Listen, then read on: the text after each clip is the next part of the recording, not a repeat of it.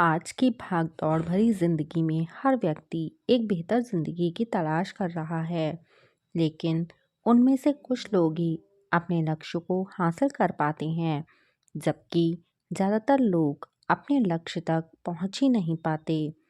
हम जब भी लक्ष्य की ओर अपना कदम बढ़ाते हैं, तो हमारे मन में तरह-तरह के विचार उठने लगते हैं, जैसे मैं यह हासिल कर पाऊंगा या नहीं, इसमें तो बहुत समय लगेगा, मेरे पास इतना समय नहीं है, अगर मैं असफल हो गया तो लोग क्या कहेंगे। तो आइए इस कहानी के माध्यम से हम समझते हैं कि कैसे अपनी असफलता के डर को ख़त्म किया जा सकता है और हमारे मन में ये असफलता का डर क्यों होता है। बहुत समय पहले की बात है। एक बौद्ध सन्यासी एक जंगल के पास अपनी कुटिया बनाकर रहा करते थे। वे बौद्ध सन्यासी बहुत ही बुद्धिमान थे। कोई भी व्यक्ति उनके पास समस्या लेकर आता तो वह बहुत ही बुद्धिमानी से उस समस्या का समाधान निकाल देते थे। एक दिन वह पास के गांव में भिक्षा मांगने के लिए गए थे और भिक्षा मांगकर वापस लौट रहे थे कि रास्ते में एक व्यक्ति ने उन्हें रोक लिया। उस व्यक्ति ने कहा, मैंने सुना है आप बहुत ही बुद्धिमानी से किसी भी समस्या का समाधान कर देते हैं, लेकिन मुझे इस बात पर जरा भी विश्वास नहीं है। अगर आप सच में सभी समस्याओं का समाधान कर देते हैं तो क्या आप मेरी इस जटिल समस्या को सुलझा पाएंगे। मैंने लोगों से आपके बहुत से बुद्धिमानी के किस्से सुन रखे हैं, इसलिए मैं आपसे एक बात जानना चाह रहा हूँ कि हमें किसी भी काम में असफलता से घबराहट क्यों होती है और हम अपने किसी भी लक्ष्य को बिना असफलता के, घबराहट के कैसे प्राप्त कर सकते हैं। उस व्यक्ति की इस बात को सुन बौद्ध सन्यासी मुस्कुराए और बोले, मैं तुम्हारे इस प्रश्न का उत्तर जरूर दूंगा और उसके बाद से तुम्हारी सारी घबराहट भी दूर हो जाएगी, लेकिन इससे पहले तुम्हें मेरी कुटिया तक चलना होगा। वह व्यक्ति उस भिक्षु की बुद्धिमत्ता को परखना चाहता था, इसलिए वह कुटिया तक जाने के लिए तैयार हो गया। इसके बाद वह बौद्ध सन्यासी उस व्यक्ति को जंगल में बनी अपनी कुटिया तक ले आए, लेकिन तब तक शाम हो चुकी थी। वो भोजन करके सो गए। अगले दिन जब वह उठे तब बौद्ध सन्यासी ने उस व्यक्ति से कहा, चलो आज मैं तुम्हें जंगल की सैर करा के लाता हूँ। और वे दोनों जंगल की तरफ निकल पड़े।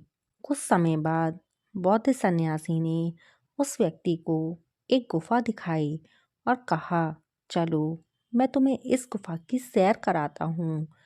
व्यक्ति ने कहा, हाँ चलिए, मुझे भी जंगल की इस गुफा को देखने की काफ़ी दिनों से चाहत थी। उसके बाद दोनों गुफा के अंदर चले गए। गुफा के अंदर काफ़ी अंधेरा था, लेकिन कुछ समय बाद चुपके से बौद्ध सन्यासी गुफा से बाहर आ गए और उन्होंने गुफा के द्वार को बाहर से बंद कर दिया। उस लड़के ने गुफा के भीतर बहुत सी आवाज़ें दीं, हे मुनिवर, आप कहाँ चले गए? आप मुझे जवाब क्यों नहीं दे रहे? बहुत देर तक कोई जवाब ना मिलने पर वह घबरा गया। घबराकर गुफा के द्वार की तरफ भागा। जैसे ही गुफा के प्रवेश द्वार पर पहुंचा, हैरान रह गया। यहाँ तो किसी ने गुफा के द्वार को बंद कर दिया है। अब मैं बाहर कैसे निकलूँगा? वह अकेले अकेले उस गुफा में काफ़ी भयभीत हो गया और सोचने लगा कि कहीं उस सन्यासी ने मुझे मारने की योजना तो नहीं बनाई। और वह गुफा में इधर उधर घूमकर बाहर निकलने का रास्ता ढूंढने लगा। वह गुफा में काफी देर तक इधर उधर भटकता रहा, लेकिन उसे बाहर निकलने का कोई रास्ता नहीं मिला। साथ ही अब उसे जोर से भूख और प्यास भी लग रही थी, इसलिए वह शांत होकर एक जगह बैठ गया। तभी उसे सुरंग से सूर्य की रोशनी आती हुई दिखाई दी, पर उस रोशनी का सुरंग तक पहुंचना बहुत ही कठिन था। उस सुरंग के चारों तरफ अंधेरा ही अंधेरा था और वह काफी ऊंचाई पर थी।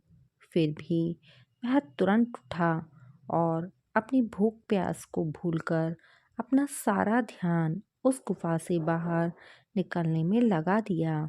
काफी मेहनत और प्रयास करने के बाद वह सूर्य की रोशनी आने वाली सुरंग तक पहुंच गया।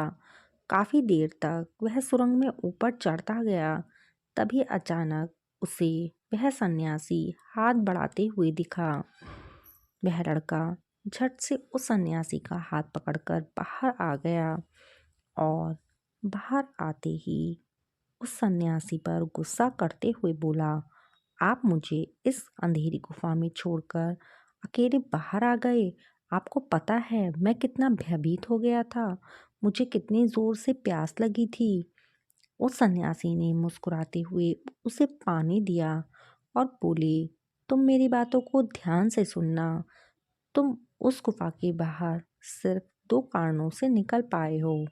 पहला कारण, तुम्हें जोर से भूख और प्यास लगी थी, और दूसरा कारण, तुम्हें वहाँ घुटन महसूस हो रही थी क्योंकि तुम्हें अपने दोस्तों और परिवार वालों के साथ रहने की आदत पड़ गई थी। इसके अलावा और दो मुख्य कारण हैं जिसके कारण तुम इस गुफा से बाहर निकल आए हो। पहला कारण, तुम्हारे साथ वहाँ रहने के लिए कोई नहीं था। इतने अंधेरे में इतनी ऊंचाई पर तुम उस सुरंग तक कैसे पहुँचोगे, ये तो असंभव था। दूसरा कारण, वहाँ कोई ये कहने वाला नहीं था कि चलो दूसरा रास्ता देखते हैं, इससे भी आसान रास्ता मिल जाएगा और हम आसानी से इस गुफा से बाहर निकल जाएंगे। सफलता प्राप्त करने का नियम भी कुछ ऐसा ही है। सफलता कैसे प्राप्त कर सकते हैं, इसे समझने के लिए मैंने एक छोटी सी दुनिया बनाकर दिखाई है, और वास्तव में सफलता प्राप्त करना इससे भी कहीं ज़्यादा जटिल है।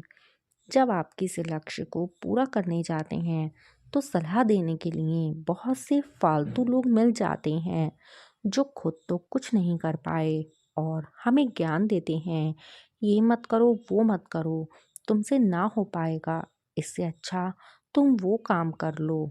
ऐसे ही वो हमारे दिमाग को भटकाकर चले जाते हैं और हमें फिर खुद पर ही संदेह होने लगता है। हमारा आत्मविश्वास डगमगा जाता है। सफलता ना मिलने का एक कारण ये भी है, सफलता पाने की प्रक्रिया थोड़ी लंबी होती है। हमारा मन घंटे घंटे में बदल जाता है, तो लक्ष्य को प्राप्त करने में कठिनाई होती है। परेशानियां तभी दिखती हैं जब हमारा ध्यान हमारे लक्ष्य पर नहीं होता है। अगर हमें सफलता हासिल करनी है तो अपना सारा ध्यान अपने लक्ष्य पर ही टिकाए रखो।